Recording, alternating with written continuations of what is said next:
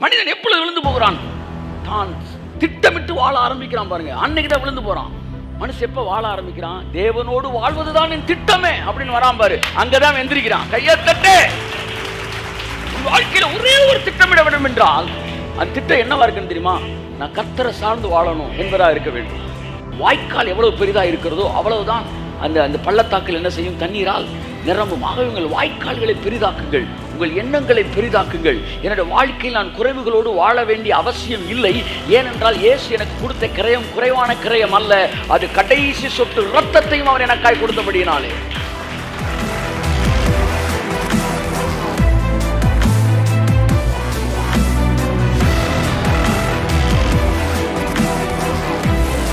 நீங்க கீழ்ப்படிதலின் பிள்ளைகள் லிஸ்ட்ல தான் இருக்கிறீங்க. அப்ப என்ன சொல்ல வரீங்க சார்? கீழ்ப்படியாமையின் பிள்ளைகள் இடத்துல தான் கிரியை செய்ய முடியும்னா, என் வீட்டிலையும் என் வாசல்லையும் குடும்பத்திலையும் பிசாசு கிரியை செய்ய முடியாது. ஏனென்றால் நாங்கள் கீழ்ப்படுகிற பிள்ளைகளாய் இருக்கிறோம். கரங்களை தட்டி கர்த்தர் கண்டி சொல்லுவோம்.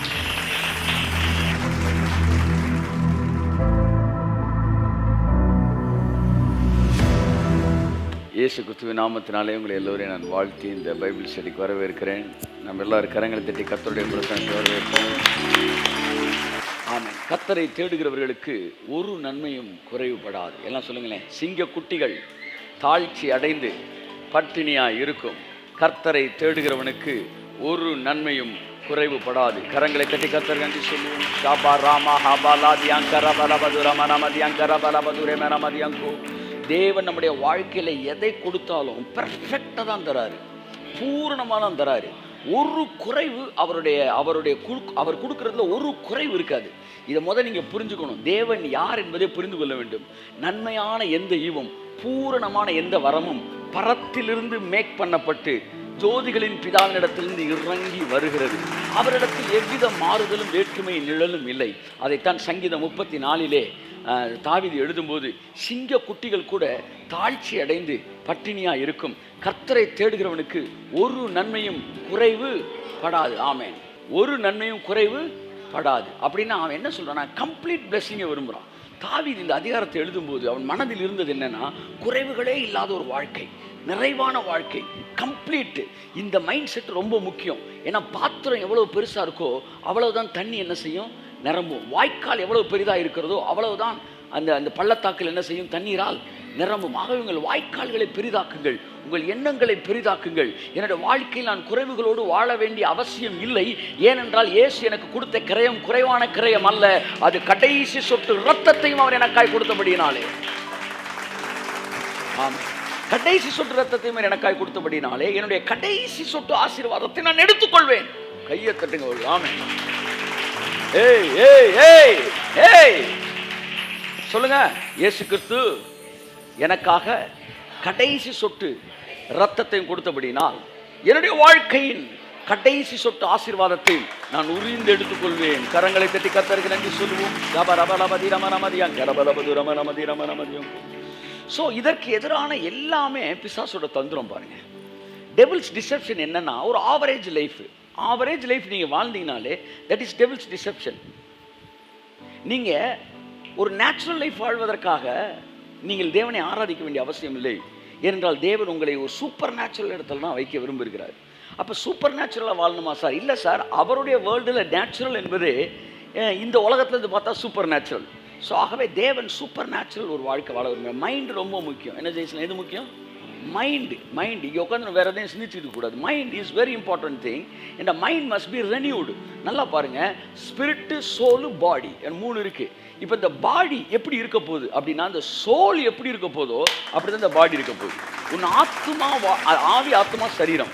சரீரம் எப்படி இருக்கும் சார்? ஆத்மா வாழ்கிறது போல எல்லாவற்றிலும் வாழ்ந்து சுகமாக இருக்கும். இதுதான் தேவனுடைய பிளான், இதுதான் சர்க்கியூட். இந்த சர்க்கியூட்டை பிசாசு பார்த்துக்கலாம். ஒரு மனுஷன் எப்படி இருக்க போறான், அவன் ஆவி எப்படி இருக்கோ அப்படி இருக்க போறது கிடையாது. அவன் ஆத்மா எப்படி இருக்கோ அப்படிதான் இருக்க போறான். இதுதான் சிஸ்டம். இதுக்கு பேர் தான் சிஸ்டம். உன் ஆத்மா வாழ்கிறது போல எல்லாவற்றிலும் வாழ்ந்து நீ சுகமா இருப்பாயாக. இது போல எல்லாம் கையை வச்சு சொல்லுங்க. என் ஆத்மா வாழ்கிறது போல. ஆத்மா எங்க சார் இருக்கு? இருதயத்தை கிழிச்சு பார்த்தா ஆத்மாவை நீங்க தேடினீங்கன்னா கிடைக்காது. ஹார்ட் இருக்கு சார், அது ஹார்ட், அது ஆத்மா இல்லை. ஹார்ட்டுக்கு அழிவு இருக்கு, ஆத்மாக்கு அழிவு இல்லை. அப்ப ஆத்மா எங்க இருக்கு சார்? ஆத்மா எங்க இருக்குன்னே தெரியும், ஆனா இருக்கு. நல்லா கவனிங்க. உங்களுக்கு அடிச்சா எழுதிட்டு சொல்லுவாரு, அடிச்சா இங்க வலிக்குது, இதுக்கு பேர் தான் பாடி. உங்களை திட்டுனா எங்கேயோ வலிக்குது, அது எங்கேயோ வலிக்குதுல, அங்கதான் நீங்க இருக்கிறீங்க. That is what your soul. அது எங்க இருக்கு தேட முடியாது. கையில இருக்கா, காலில் இருக்கா, மண்டையில் எங்க இருக்கு? ஆனா இருக்கு. அந்த ஆத்துமால எவ்வளவு செழிப்பு இருக்கும், வாழ்க்கையில் அவ்வளவு செழிப்பு இருக்கும். அந்த ஆத்துமால எவ்வளவு பாருங்க வைராக்கியம் இருக்கும், அவ்வளவு வாழ்க்கையில ஆசீர்வாதங்கள் இருக்கும். அந்த ஆத்துமால எவ்வளவு வெளிச்சம் இருக்கும், வாழ்க்கையில வெளிச்சம் அவ்வளவு இருக்கும். அதனாலதான் இந்த ஆத்துமாவை ஹை லெவல் செழிப்பா இருக்கணும்னு பிதா விரும்பினார். அதனால இந்த ஆத்துமாவை கொண்டு போய் நேரம் எங்க கனெக்ட் பண்ணாரு? ஆவியில கனெக்ட் பண்ணார். ஆவி என்பது என்ன? தேவன் தம்முடைய ஆவியோடு கனெக்ட் பண்ணார். கனெக்ட் பண்ணி தனக்குள் இருந்து இரவும் பகலும் அவனுடைய ஆத்மா என்ன ஆகிட்டே இருக்கணும்? டிரான்ஸ்ஃபார்ம் ஆகிட்டே இருக்கணும். ஏதேன் தோட்டத்தில் இருந்த ஆதாமுடைய ஆத்மாவே டிரான்ஸ்ஃபார்ம் ஆகிட்டே தான் இருந்துச்சு, டே பை டே. அதை நீங்கள் என்ன செஞ்சிடக்கூடாது, மறந்துடக்கூடாது. அவன் ஒவ்வொரு நாளும் மறுரூபமாக்கப்பட்டு கொண்டே இருந்தான். அவன் ஒரு ஆன்கோயிங் ப்ராசஸில் இருக்கிறான். அப்ப தேவனுடைய ஆவியோடு இணைக்கப்பட்டிருந்தபடினால அவன் தேவனை போலவே இருக்கிறான். தேவன் என்ன சொன்னா நடக்குதோ அவன் சொன்னா நடக்குது. தேவன் என்ன பேர் வைக்கிறாரோ அது அப்படி ஆகுது, இவன் பேர் வச்சாலும் அப்படி ஆகுது. அப்ப இந்த ஆத்மா தேவனோடு இணைஞ்சிருக்க எப்படி? தேவனோடு இணைஞ்சிருக்க இது செழிப்பாகுது, டிரான்ஸ்ஃபார்ம் ஆகுது, மறுரூபமாகுது. அதாவது காட்ஸ் இன்ஃப்ளூயன்ஸ்டு சோலா மாறுது. அதனால சரீரம் அவனுக்கு எப்படி இருக்கு? அந்த மறுரூபமான சரீரம் மாதிரியே தேவனுடைய ஆவியோட இன்ஃப்ளூயன்ஸ் அவன் சரீரம் வரைக்கும் வருது. இப்போ இவன் பார்த்துட்டான், இந்த சோல் எவ்வளவு நல்லா இருக்கோ அவ்வளோதான் பாடி இருக்க போகுது. பட் இந்த சோல் எதோட கனெக்ட் ஆயிருக்கு? ஆவியோட கனெக்ட் ஆயிருக்கு. இந்த ஆவியில இருந்து இவனுக்கு டிரான்ஸ்ஃபர்மேஷன் வந்துக்கிட்டே இருக்கிறதுனால தான் இவன் ஆத்மா என்ன ஆகுது? நல்லா மறுரூபம் அடைஞ்சு இவன் வாழ்க்கை இவ்வளவு செழிப்பா இருக்கு.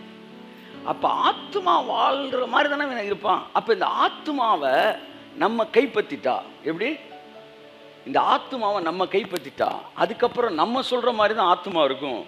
அடுத்து அந்த ஆத்மா சொல்ற மாதிரி தான் என் வாழ்க்கை நாசமா இருக்கும். அது முடிவெடுத்து 2 முடிவு எடுத்தான். ஒன்று, இந்த ஆத்மாவை தேவனுடைய ஆவியிலிருந்து தொடர்பை துண்டிக்க வேண்டும். இரண்டாவது, அந்த ஆத்மாவை தன்னுடைய அந்த விழுந்து போன சுடுகாட்டு மனநிலையோடு இணைக்க வேண்டும். இது 2 தான் திட்டமிட்டது. ஒன்று, தேவனுடைய மிகப்பெரிய ஆசீர்வாத அந்த ஆவியிலிருந்து இந்த ஆத்மாவுக்கு இருக்க தொடர்பை துண்டிக்கணும். எப்பெல்லாம் நீங்கள் ஆவியானவரோட இணையாமல் இருக்கீங்களோ அப்போல்லாம் ஒரு சுடுகாடு உங்களுடைய ஆத்மாவை என்ன செய்யுது? நெருங்குகிறது. எப்பெல்லாம் உங்கள் சோல் ஸ்பிரிட்டோட கனெக்ட் ஆகுதோ அப்பெல்லாம் ஒரு ஏதேன்னு உங்களுக்குள்ள என்ட்ரு ஆகுது. கையை தட்டு ஒரு தடவை அவருக்கு ஆமே, நல்லா தட்டுங்க. ஆமே, உங்கள் கரங்களில் இருக்கிறது. When your soul is connected with the spirit, you start living the life of Garden of Eden. The moment the soul is cut from the spirit, அந்த சோலுக்குள்ள ஸ்பிரிட் என்ன வருது? அந்த சோல் என்ன செஞ்சான்? பழத்தை புசிச்சப்ப ஆவிக்கு ஆத்மா கேட பழத்தை புசிக்கிறப்ப என்ன தெரியுமா சொல்ல வந்தான்? புரிஞ்சுக்கங்க. ஏன்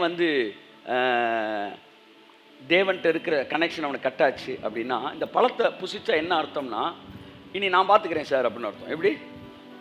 இனி நான் பார்த்துக்கிறேன்னு அர்த்தம். கை கொடுத்துருக்காரு. அந்த கையை பிதா உதறலை, ஆதாம் உதறினான்.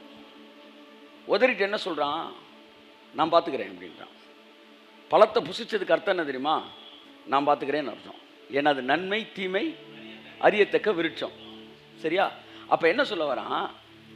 என் கூட அப்பா இருக்கிற வரைக்கும் எனக்கு இன்ஸ்ட்ரக்ஷன் புக்கு தேவையே இல்லை. அப்பா சொன்னா நான் கூட இருக்கிறேன், உனக்கு எதுக்குற அந்த புக்கு இல்லை, அதில் நல்லது கெட்டது நான் இருக்கேன்ல, நான் இருக்க புத்தகம் எதுக்கு அப்படின்னாரு. அவன் புத்தகத்தை எடுத்தப்ப என்ன சொல்ல வரான்? நீங்கள் வேண்டாம் நான் பார்த்துக்கிறேன்றான். அவன் புக்கை எடுத்துட்டு ஆளை கட் பண்ணிட்டான். இன்னைக்கு மனுஷன் மெத்தடில் வாழ்றான் பாரு, கணக்கில் வாழ்றான் பாரு, கணக்கு போட்டு வாழ்றான் பாரு. அவன்லாம் ஒரு சுடுகாட்டு மனநிலையில் தான் வாழ்ந்துக்கிட்டு இருக்கிறான்.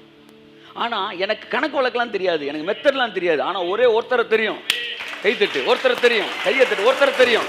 அவர் ஒருத்தர் கூட நான் வாழ்ந்துகிட்டு இருக்கிறேன், அவர் என்ன நடத்துறபடி நான் போயிட்டு இருக்கிறேன் அப்படின்னா, my soul is connected with the spirit of God. மனிதன் எப்பொழுது விழுந்து போகிறான்? தான் திட்டமிட்டு வாழ ஆரம்பிக்கிறான் பாருங்க, அன்னைக்கு தான் விழுந்து போறான். மனுஷன் எப்ப வாழ ஆரம்பிக்கிறான்? தேவனோடு வாழ்வதுதான் என் திட்டமே அப்படின்னு வரான் பாரு, அங்கதான் எந்திரிக்கிறான். கையத்தட்டே. உன் வாழ்க்கையில ஒரே ஒரு திட்டமிட வேண்டும் என்றால் அந்த திட்டம் என்னவா இருக்குன்னு தெரியுமா? நான் கர்த்தரை சார்ந்து வாழணும் என்பதா இருக்க வேண்டும். நான் திட்டமிட்டு வாழ வேண்டும் என்று நினைத்த போது மனிதன் விழுந்தான். விழுந்த உடனே சோலுக்கு ஸ்பிரிட்டுக்கு இருக்கிற கனெக்ஷன் என்னாச்சு? டிஸ்கனெக்ட் ஆயிடுச்சு. அடுத்து இந்த சோலுக்கு என்ன செய்யறான்? இங்கிட்டு இருந்து இன்னொரு கனெக்ஷனை கொடுக்குறான். எப்படி ஹோல் பைபிள் என்ன தெரியுமாங்க? ஆவி, ஆத்மா, சரீரம். ஆத்மாவுக்கும் சரீரத்துக்கு இருக்கிற பைப்பை எவனுமே கட் பண்ணல, அது அப்படியே தான் இருக்கு.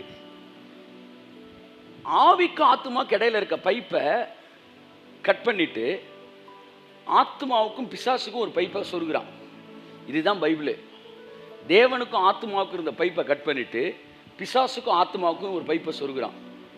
அதுக்கப்புறம் ஆத்மா சுடுகாடா மாறுது, வாழ்க்கை இடுகாடா என்ன செய்யுது? அழியுது. மனுஷன் சுயத்திலே சிந்திக்க ஆரம்பிக்கிறான்.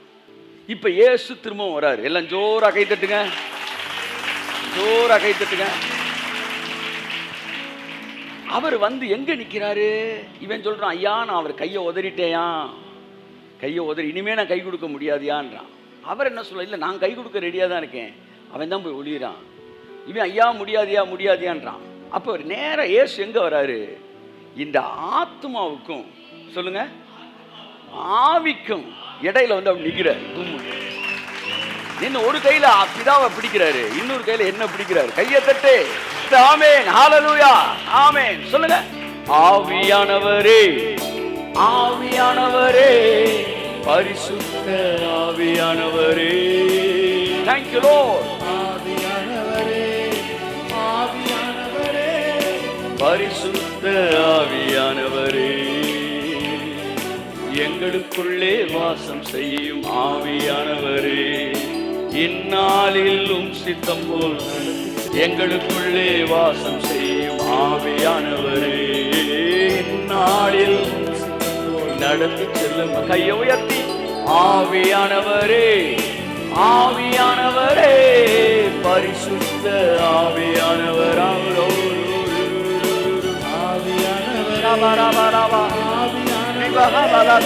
பரிசுத்த ஆவியானவரே.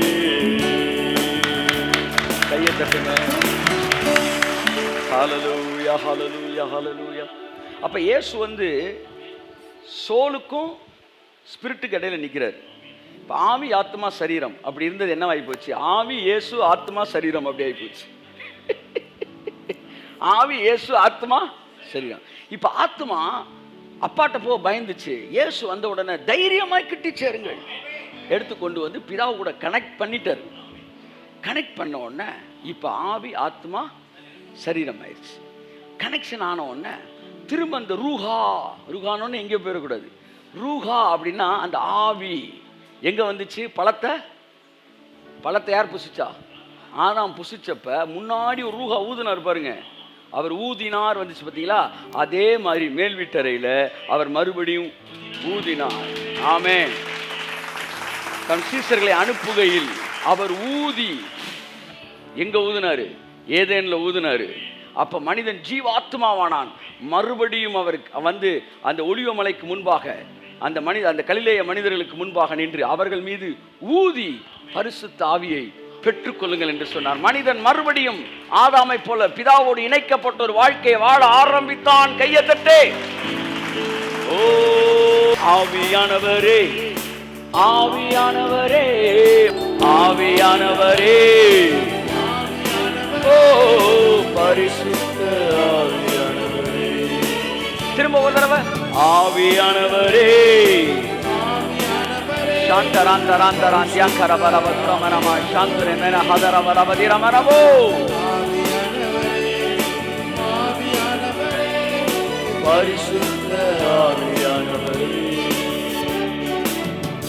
அந்த டிஸ்கனெக்ஷன் மறுபடியும் கனெக்ஷன் ஆயிடுச்சு. அல்லேலூயா சொல்லுங்க. இப்ப மனுஷனுக்கு பாருங்க, ஸ்பிரிட்ல இருந்து திரும்ப கனெக்ஷன் வந்துருச்சு. அங்கேருந்து பாடிக்கு கனெக்ஷன் போயிட்டுருக்கு. இப்போ இடையில ஒரு கனெக்ஷன் நீங்கள் கொடுத்தா பாருங்க, அந்த கனெக்ஷன் இப்போ உருவாமல் அது வேறு இருக்குது. இப்போ இங்கேருந்து சில நேரம் அவன் என்ன செய்கிறான், அந்த அசுத்த கசடுகளை கொடுக்கும்போது இங்கேருந்து வர காட்டாற்று வெள்ளம் அதை ஃபுல்லாக அடிச்சுட்டு போகுது வெளியே இயேசு நாமத்தினால. ஸோ நவ் நல்லா கவனிச்சுக்காங்க, you have dual citizenship. If you want to switch over into the சுடுகாட்டு மனநிலை, you can switch over into the சுடுகாட்டு மனநிலை. If you want to switch over into the Eden மனநிலை, you have to switch over into the Eden மனநிலை. ஆமென் சொல்லுங்க. இப்பவும் அதே freedom தான் கொடுத்துருக்காரு. நீங்கள் வந்து என் கூட வாழணும்னா வாழலாமானே, இல்லை இப்பவும் நான் வந்து நீ வந்து இல்லை நான் பார்த்துக்கிறேன் சார் அப்படின்னா you can go for it அப்படின்னு. அப்போ பாருங்கள், மனிதன் எப்போல்லாம் ஆவியானவரோடு இணைஞ்சு ஆவியானவரே நான் அப்படியே இந்த மைண்டு டிரான்ஸ்ஃபார்ம் ஆகுது பாருங்க. கையை தட்டுங்க, கையை தட்டுங்க, கையை தட்டுங்க, நல்லா கையை தட்டுங்க.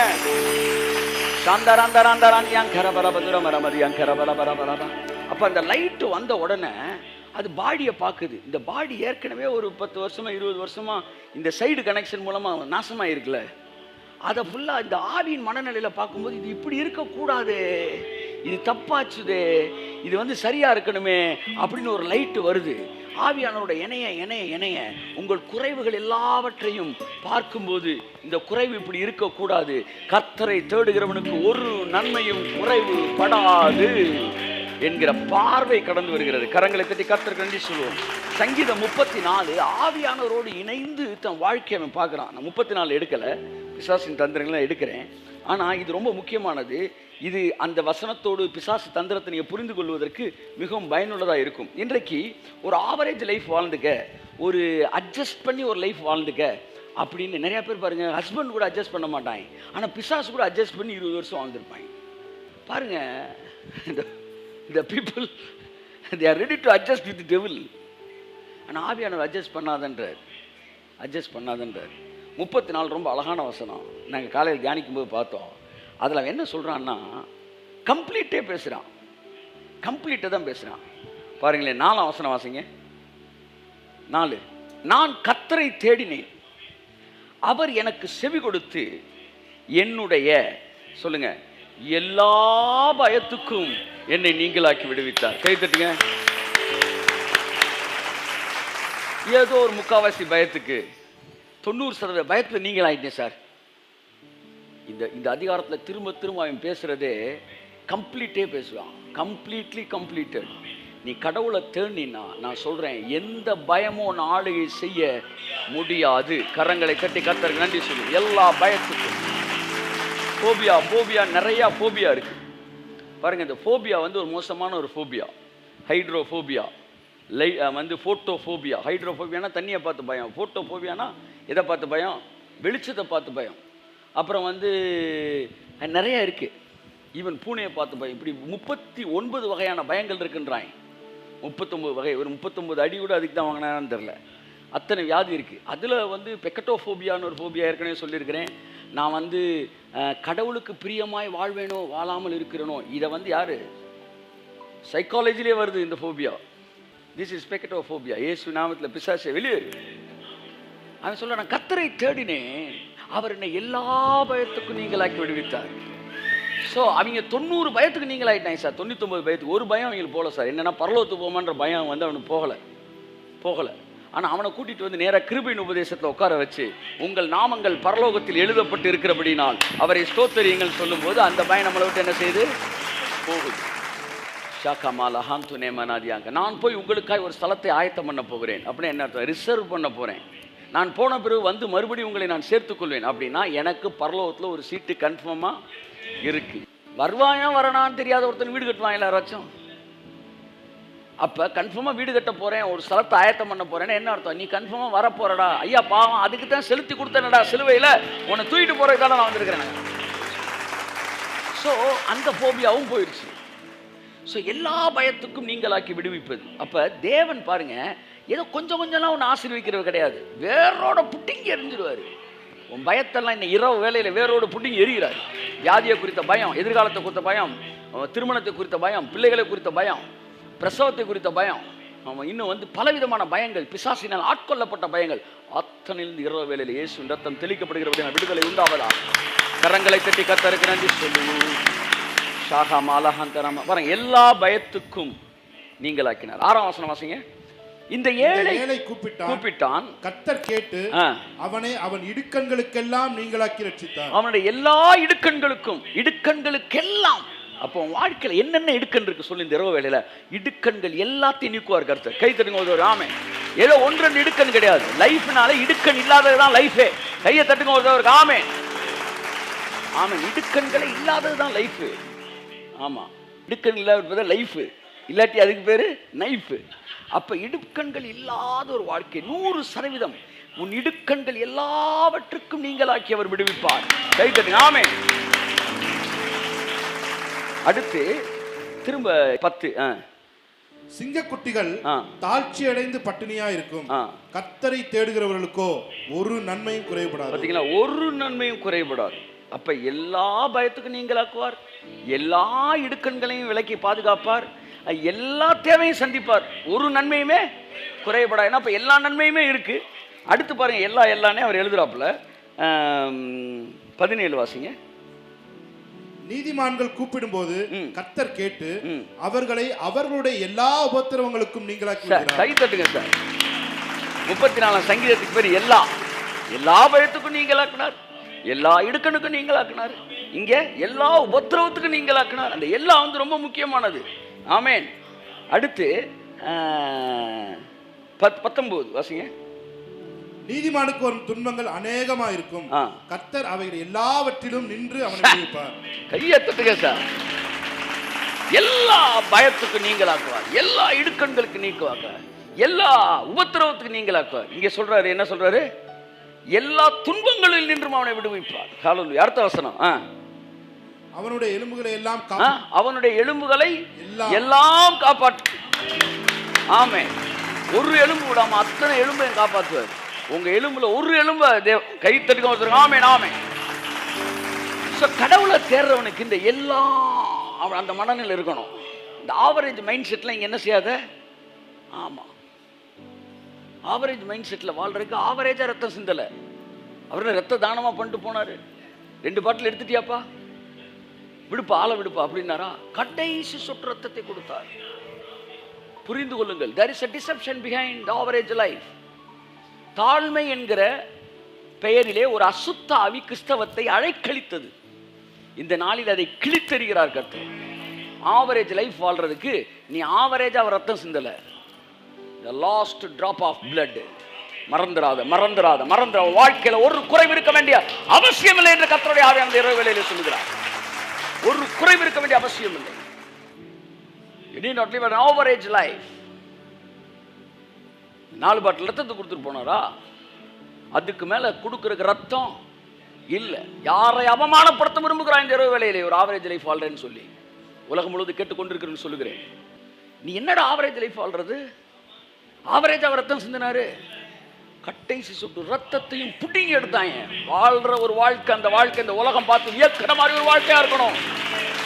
அப்பா பேரை பெருமைப்படுத்துற மாதிரி ஒரு வாழ்க்கை வாழணும். உனக்காக இல்லாவிட்டாலும் அப்பா பேரை காப்பாற்றுற மாதிரி ஒரு வாழ்க்கை வாழணும். உனக்கு எதிராக உருவாக்கப்படுகிற எந்த ஆயுதமும் வாய்க்காது போகும். உனக்கு எதிராக நியாயத்திலும் எந்த நாமும் குற்றப்படுத்தப்படும். நீ ராஜா வீட்டு பிள்ளை. ஆமா, கையை தட்டுக்கு வந்தவருக்கு ஆமென். அல்லேலூயா. ஆகவே எல்லா உபத்திரவத்துக்கு நீங்களாக்குவார், எலும்புகளை எல்லாம் காப்பாற்றுவார், எல்லா நன்மைகளும் குறைபடாது, எல்லா பயத்துக்கு நீங்களாக்குவார், எல்லா இடுக்கண்களுக்கு நீங்களாக்குவார், எல்லா உபத்திரவுக்கு நீங்களாக்குவார். என்ன வாழ்க்கை சார்? அதுதான் சார் ராஜ வாழ்க்கை. ஏனென்றால் எல்லா ரத்தத்தையும் அவர் சிந்தினார். சோ இப்ப பிசாசோட தந்திரம் எங்க தொடங்குதுன்னா, தாழ்மை என்கிற பெயர்ல நீ ஒரு அட்ஜஸ்டபிள் வாழ்க்கை, ஒரு அட்ஜஸ்ட் பண்ற வாழ்க்கை வாழு அப்படின்னு சொல்றான். வாழாத, அட்ஜஸ்ட் பண்ணாத. ஒவ்வொரு குறைவிற்கு பின்பாகவும் ஒரு பிசாசு இருக்கிறான் என்பதை நீ மறந்து போகாதே. behind every disorder or behind every defect there is a deception of devil. உன் வாழ்க்கையில் இருக்கிற ஒவ்வொரு குறைவிற்கும் ஒவ்வொரு ஒழுங்கின்மைக்கு பின்பாகவும் பிசாசு இருக்கிறான், மறந்து போகாதே. that is not a sickness, that is not a disease, that is not a need, that is not a disorder. That is not just disappointment, that is devil. That is devil, பிசாஸ். இயேசு அப்படி தான் பார்த்தார். ஆமென் சொல்லுங்க. நீ வரும்போது ஒரு விஷயத்தை கடவுள் எனக்கு ஞாபகப்படுத்தினார். லூக்கா 13ஆம் அதிகாரம் 10ஆம் வசனம் 11ஆம் வசனம். ஒரு ஓய்வு நாளிலே இயேசு ஜெபாலயத்தில் போதகம் பண்ணி கொண்டிருந்தார். அப்பொழுது 18 வருஷமாய் பலவீனப்படுத்தும் ஆவியை கொண்ட ஒரு ஸ்திரீ அங்கே இருந்தாள். அவள் எவ்வளவே நிமிரக்கூடாத கூனியாக இருந்தாள். சார், அப்போ ஒரு ஸ்பிரிட்டு, ஆனால் குனி, ஒரு கூனி, அதை கூட தேவன் ஸ்பிரிட்டுன்னு பார்த்தார்னா உன் வாழ்க்கையில் இருக்கிற குறைவெல்லாம் பின்னாக ஒரு பிசாசு தான் கிரியை செய்ய புரிந்து கொள்ள வேண்டும்.